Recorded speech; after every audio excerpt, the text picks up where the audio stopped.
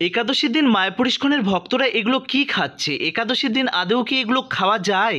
এমন নানা রকমের প্রশ্ন আপনাদের মনের মধ্যে কিন্তু প্রতিনিয়ত দানা বেঁধে আছে।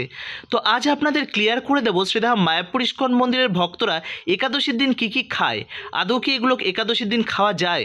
তো প্রিয় বন্ধুরা, দেখতেই পাচ্ছেন আমি কিন্তু এখন এসে উপস্থিত হয়েছি গোবিন্দাস প্রসাদমে। এটি কিন্তু শ্রীধাম মায়াপুর ইস্কন মন্দিরের মধ্যেই অবস্থিত। আপনারা কি ভাবছেন রেস্টুরেন্টটি একদম নতুন? একদমই নয়, রেস্টুরেন্টটা অনেক পুরনো। এটার নাম ছিল মহাপ্রসাদম, এখন নামকরণ করা হয়েছে গোবিন্দাস প্রসাদম। এবং রেস্টুরেন্টটা কিন্তু অনেক বড় এবং সুন্দরভাবে সাজিয়ে তোলা হয়েছে। দেখতেই পাচ্ছেন ভক্তরা কিন্তু লাইন দিয়ে একাদশী প্রসাদ সংগ্রহ করার জন্য এখানে কিন্তু দাঁড়িয়ে আছে। আর এই একাদশী প্রসাদ পাওয়ার জন্য সর্বপ্রথম আপনাকে কিন্তু একটি কুপন সংগ্রহ করতে হবে। আর তার জন্য কিন্তু এখানে রয়েছে কুপন কাউন্টার। আর এই কুপন কাউন্টারে এসে আপনাদের কিন্তু এই একাদশী প্রসাদ সহকারে যা যা জিনিস নিতে হবে এখান থেকে কিন্তু আপনাকে কুপন সংগ্রহ করতে হবে। আর দেখতেই পাচ্ছেন এখানে কিন্তু আমাদের ভক্তরা রয়েছে এবং আমাদের ভাইরা এবং সিনিয়র প্রভুরা রয়েছে। তারা কিন্তু আমাদের অনেক প্রিয়। এনাদের কাছ থেকে আপনাদের কিন্তু কুপন সংগ্রহ করতে হবে। তো এই একাদশী প্রসাদমে যে থালিটি রয়েছে, থালিটির দাম কিন্তু 120 টাকা। আর প্রসাদ পেয়ে এখানে প্রসাদ পাওয়ার এখানে বেসিন রয়েছে, হাত মুখ আপনারা ফ্রেশ হয়ে নিতে পারেন। আর এখান থেকে কুপনটি সংগ্রহ করে আপনাকে কিন্তু চলে যেতে হবে 1 নম্বর কাউন্টারের ঠিক সামনে। সেখানে দেখবেন ছোটোখাটো একটি লাইন আছে, সেই লাইনে সুশৃঙ্খলভাবে আপনি দাঁড়িয়ে পড়বেন। তাহলে কিন্তু আপনি পেয়ে যাবেন এই সুন্দর একাদশী প্রসাদ। দেখতেই পাচ্ছেন এখানে যে ভক্তরা রয়েছে তারা কিন্তু সুশৃঙ্খলভাবে এবং বিনম্রতার সঙ্গে হাইজিন মেনটেন করে আপনাদের সামনে কিন্তু সুন্দরভাবে প্রসাদ তুলে দেওয়ার চেষ্টা করছে। এদের সঙ্গে আপনারা চেঁচামেচি হই হট্টগোল করবেন না, কেননা এখানে প্রচুর চাপ থাকে, যে কারণে তাদের দিতে একটু দেরি হলে আপনারা একটু ধৈর্য সহকারে একটু দাঁড়িয়ে থাকুন। প্রিয় বন্ধুরা, দেখতেই পাচ্ছেন কত ভক্ত এখানে অপেক্ষা করছে। আর আপনারা ভাবছেন যে একাদশীর দিন এত প্রসাদ পাবারই বা কী আছে? একাদশীর দিন তো ফলমূল খেয়ে কাটিয়ে দিলে পরেই তো হয়ে যায়। হ্যাঁ, আমি সমর্থন করি বিষয়টাকে, কেননা একাদশীর দিন সত্যিই এত কিছু খাবার কোনো প্রয়োজন নেই যদি কিনা আপনি থাকতে পারেন। একাদশীর দিন নির্জলা প্রসাদ, যদি আপনি নির্জলা থাকতে পারেন তাহলে তো খুবই ভালো। আর সেটা যদি না পারেন তাহলে জল খেয়ে কাটিয়ে দিতে পারেন। আর সেটাও যদি না পারেন দুটো একটা ফল জুস ইত্যাদি খেয়ে কাটিয়ে দিতে পারেন। আর সেটাও যদি না পারেন তাহলে কিন্তু আপনারা স্টিম বয়েল যেমন পেঁপে, আলু, কাঁচকলা এই জাতীয় জিনিস কিন্তু আপনারা গ্রহণ করতে পারেন। এবার আপনারা বলবেন তাহলে এত রাজসিকভাবে একাদশীতে খাবার কি আছে? এর পিছনে রয়েছে বেশ কয়েকটি কারণ। কি কি কারণ জানেন? অনেকে আছে অসুস্থ, তাদের মেডিসিন নিতে হয়, তাদেরকে কিছু খেতে হবে। এছাড়া রয়েছে যারা বাচ্চা, এই একাদশী করার প্রতি তাদের যে একটা আগ্রহ বাড়ানোর জন্য এমন প্রসাদের ব্যবস্থা করা হয়ে থাকে। এবং অনেকেই আছে বিদেশি, তারা কিন্তু কে কৃষ্ণ, কে রাম, কে জগন্নাথ, কি একাদশী এসব কিন্তু তারা কিছুই জানতো না। তার জন্য এই একাদশীর দিন তারা যাতে অন্ন গ্রহণ করে কোনো রকম পাপ গ্রহণ না করে, সেই কারণেই কিন্তু ইসকন ম্যানেজমেন্ট এমন ব্যবস্থা করেছেন। আর এখানে যা দেখছেন প্রত্যেকটা জিনিসই কিন্তু একাদশীতে খাওয়া যায়। তো চলুন এবার আপনাদের জানিয়ে দিই এখানে কি কি আছে, সেটা আপনাদের আমি পুরোপুরিভাবে ক্লিয়ার করে দিই যাতে আপনাদের বুঝতে কোনো রকম কোনো সমস্যা না হয়। আপনারা অনেকেই হয়তো ভাবছেন এখানে কি দিচ্ছে, ওগুলো কি ডালিয়া না খিচুড়ি না কি, এগুলো কি আদৌ একাদশীর দিন খাওয়া যায়? এমন অনেক রকমের কথা আপনারা বলবেন। পনির দিচ্ছে কেন, পনিরটা কি খাওয়া যায়? দেখুন, পনিরও খাওয়া যায়, আলুও খাওয়া যায়, সবজিও খাওয়া যায়, এঁচোড়ও খাওয়া যায়, তারপর বিভিন্ন রকমের আলু ভাজা খাওয়া যায়, এরকম অনেক কিছুই খাওয়া যায়।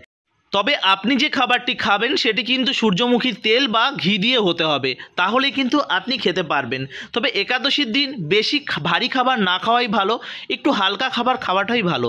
যেমন ধরুন কাঁচকলা, পেঁপে, আলুর সবজি, তারপর ধরুন একটু সাবু, একটু বাকুইট, একটু কিনুয়া, একটু আলু ভাজা, মানে হালকা অল্প পরিমাণে আপনি খাবেন। একাদশীর দিন বেশি পরিমাণে খাওয়া উচিত না। পিছনে দেখতে পাচ্ছেন আমার পিছনে কিন্তু রয়েছে দুজনা বিদেশি ভক্ত, তারাও কিন্তু এই একাদশী পালন করছে।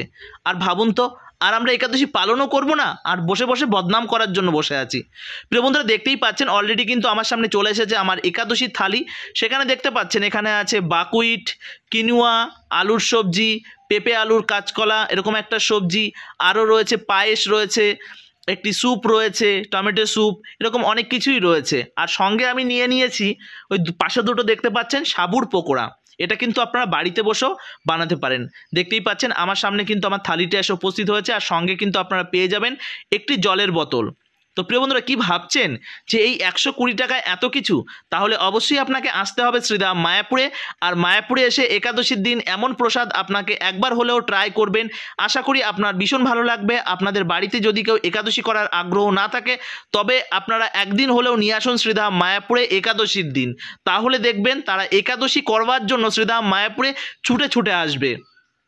তো প্রিয় বন্ধুরা, আপনাদের কাছে বিনম্র অনুরোধ, আমাদের চ্যানেলে যদি আপনি নতুন সদস্য হয়ে থাকেন, আমাদের চ্যানেলটি সাবস্ক্রাইব করবেন আর বেল আইকনটি অল করে রাখবেন। আর যারা ফেসবুক পেজ থেকে দেখছেন, পেজটিকে ফলো করে রাখতে ভুলবেন না। আপনি জানেন শ্রীধাম মায়াপুরের A to Z আপডেট আপনাদের সামনে আমি তুলে ধরার চেষ্টা করি। প্রিয় বন্ধুরা, এবার যে খাবারগুলো আপনারা দেখলেন, এবার আপনারা অনেকেই ভাববেন যে খাবারগুলো কি আদৌ একাদশীর দিন খাওয়া যায়। এবার দেখুন, ওখানে রয়েছে বাকুইট বা কিনুয়া। সাধারণত বাকুইট থাকে। বাকুইটটা কি জিনিস? বাকুইটটা হচ্ছে একটি ঘাসের বীজ, যেটি কিনা খুব হাই প্রোটিন হয়ে থাকে। এটা যারা জিম টিম করে তারা এগুলো চিনে থাকবে। এগুলো কিন্তু পঞ্চশস্যের মধ্যে একদমই পড়ছে না, যে কারণে আপনি কিন্তু বাকুইট বা কিনুয়া আপনি কিন্তু গ্রহণ করতে পারেন। এবার ধরুন, আপনারা বাকুইট বা কিনুয়া কোথায় পাবেন? শ্রীধাম মায়াপুরে আসলে যে সব গ্রোসারি রয়েছে সেখান থেকে আপনি হামেশাই পেয়ে যাবেন। আর এছাড়া আপনারা বিভিন্ন জায়গায় অনলাইনে আজকাল আপনারা অনেক কিছুই পাওয়া যায়, এগুলোকে আপনারা অনলাইন থেকে পারচেস করতেই পারেন। তো এছাড়া আপনারা একবারের জন্য মায়াপুরে আসুন, এবং এই থালি প্রসাদ না পেলে যদি শেষ হয়ে যায়, তাতেও কোনো চিন্তার কোনো কারণ নেই। এখানে আপনারা দেখতে পাবেন সাবু এবং পনির আলুর সবজি, কাঁচকলা পেঁপের এরকম অনেক সবজি, বাদাম আলু ভাজা, এরকম কিন্তু সেপারেটভাবে এখানে কিন্তু আপনারা আলাদা আলাদাভাবে কিনতে পারেন। কিনে কিন্তু প্রসাদগুলো আপনারা খেতে পারেন। এছাড়া এই সাবুর পকোড়াটা দেখতে পাচ্ছেন, এটা আপনারা বাড়িতে বসেও বানাতে পারেন, কোনো রকম কোনো অসুবিধা নেই। একটু মোটা দানার সাবু আপনি নেবেন, মিডিয়াম মোটা দানার সাবু, সেটি কিন্তু আপনি জলে ভিজিয়ে রাখতে পারেন। জলে ভিজিয়ে 2 থেকে 3 ঘন্টা রাখার পর আলু আপনি করবেন, সিদ্ধ করে নেবেন। আলু, একটু আদা, একটু গোলমরিচ দিয়ে মেখে নেবেন। মেখে সুন্দরভাবে আপনি ডিপ ফ্রাই করে নেবেন, দেখবেন আপনার কাছে ভীষণ ভালো লাগবে। এছাড়া এই বাকুইটের খিচুড়িটা অসাধারণ খেতে। আপনারা যদি কখনো মায়াপুরে আসেন, ট্রাই করবেন, তাহলে কিন্তু কোনো রকম কোনো অসুবিধা হবে না। আপনারা বুঝতে পারবেন, আপনাদের ভালোও লাগবে। তো প্রিয় বন্ধুরা, তাহলে চলে আসুন টুক করে শ্রীধাম মায়াপুরে। আর পায়েসটা দেখতে পাচ্ছেন, পায়েসটা কিন্তু সাধারণত সাবুর হয়ে থাকে, কখনো কখনো বা মিষ্টি আলুর হয়ে থাকে। আর যে স্যুপটা দেখতে পাচ্ছেন, স্যুপটা কিন্তু টমেটোর হয়ে থাকে। অনেকেই একাদশীর দিন টমেটো বা বিভিন্ন রকমের খাবার খায় না সাধারণত, কিন্তু আপনারা যদি কোনো অসুবিধা নেই, খেতেই পারেন। কিন্তু যদি আপনারা খুব নিষ্ঠা সহকারে মনে করেন, তাহলে আপনি নির্জলা বা ফল খেয়ে একাদশীর দিন কাটাতে পারলে খুবই ভালো। আমি এটা মনে করি ব্যক্তিগতভাবে। আপনাদের বারবার করে একটা কথা বলছি, এই প্রসাদগুলো শুধুমাত্র যারা অসুস্থ এবং যারা মোটামুটিভাবে খিদে সহ্য করতে পারে না, তাদের জন্য আপনারা অ্যাভয়েড করে যেতে পারেন। যদি কিনা আপনারা শুদ্ধভাবে বা একদম পুরো নিষ্ঠা সহকারে নির্জল বা ফল খেয়ে কাটাতে চান, তাহলে এগুলোকে আপনারা অ্যাভয়েড করে যেতে পারেন। দেখুন, অত হাই লেভেলের বা শুদ্ধ লেভেলের ভক্ত হয়তো এখনও হয়ে উঠতে পারিনি, যে কারণে একাদশীর দিন এগুলোকে আমি পাই, প্রতি একাদশীতে আমি পেয়ে থাকি, এবং একাদশীর দিন এগুলোকে আমার ভীষণ ভালো লাগে। আর এটা আপনারা পেয়ে যাবেন গোবিন্দাস প্রসাদমে। এছাড়া আপনারা আরও বেশ কয়েকটা রেস্টুরেন্ট রয়েছে শ্রীধাম মায়াপুর ইস্কন মন্দিরের মধ্যে, সেখান থেকে কিন্তু আপনারা পেয়ে যাবেন। বুঝতে অসুবিধা হলে যে কোনো সিকিউরিটি রয়েছে তাদের কাছে জিজ্ঞাসা করবেন, আপনারা কিন্তু দেখিয়ে দেবে। এটি কিন্তু একদম গদা ভবনের ঠিক পেছনের দিকে, মানে পেছনের দিক বলবো না, গদা ভবন থেকে একটুখানি আগিয়ে আসতে হবে। আর গীতা ভবন ঠিক তার মাঝখানে কিন্তু আপনারা এটা পেয়ে যাবেন, গীতা এবং গদা ভবনের ঠিক মাঝখানটায়। এবং এর অপোজিটে রয়েছে ঈশ্বরদান। বর্তমান যেখানে মেলা হচ্ছে, গৌরাঙ্গ মার্কেট যে ফুড ফেস্টিভ্যাল হচ্ছে, তার কিন্তু ঠিক কাছাকাছি। বুঝতে অসুবিধা হলে কোনো রকম কোনো চিন্তার কারণ নেই, অনেক সিকিউরিটি রয়েছে, সেই সিকিউরিটি ভাইদের কাছে জিজ্ঞাসা করবেন, অবশ্যই আপনাদের কিন্তু দেখিয়ে দেবে এই গোবিন্দাস প্রসাদম, এই যে রেস্টুরেন্টটি, সেই রেস্টুরেন্টটি কিন্তু দেখিয়ে। চলুন আপনাদের চেনার স্বার্থে আরও ক্লিয়ার করে দিই কেমনভাবে আপনারা যাবেন। দেখতেই পাচ্ছেন পেছন দিকটায় চলে গেল গীতা ভবন, ঈশ্বরদান, আর লেফট সাইডে দেখতে পাচ্ছেন গৌরাঙ্গ মার্কেট, আর রাইট সাইডে দেখতে পাচ্ছেন একটা গ্রোসারি রয়েছে। আর একটুখানি আগিয়ে যাবেন, আগিয়ে যাবার পর আপনারা রাইট সাইডে একটি রাস্তা দেখতে পাবেন, সেই রাস্তা ধরেই কিন্তু আপনাকে চলে যেতে হবে। দেখতেই পাচ্ছেন গৌরাঙ্গ সুপার মার্কেট, আর এই গৌরাঙ্গ সুপার মার্কেটের ঠিক পেছনে রয়েছে এই যে গোবিন্দাস প্রসাদমটি রয়েছে সেটি। আর এখান থেকে দেখতেই পাচ্ছেন লেফট সাইডে আপনাদের গৌরাঙ্গ মার্কেটটি রয়েছে, আর রাইট সাইডে একটি গলি রয়েছে। এখান দিয়ে কিন্তু আপনাকে যেতে হবে গদা ভবনের দিকে। আর ঠিক গদা ভবনের দিকে যাওয়ার পথেই কিন্তু সর্বপ্রথম আপনার কাছে কিন্তু পড়ে যাবে এই যে মহাপ্রসাদ যে রেস্টুরেন্টটি রয়েছে, এটির নামকরণ এখন কিন্তু চেঞ্জ হয়েছে। মহাপ্রসাদ বললে এখন কিন্তু আর হবে না, এটার নামকরণ হয়েছে কিন্তু গোবিন্দাস প্রসাদম।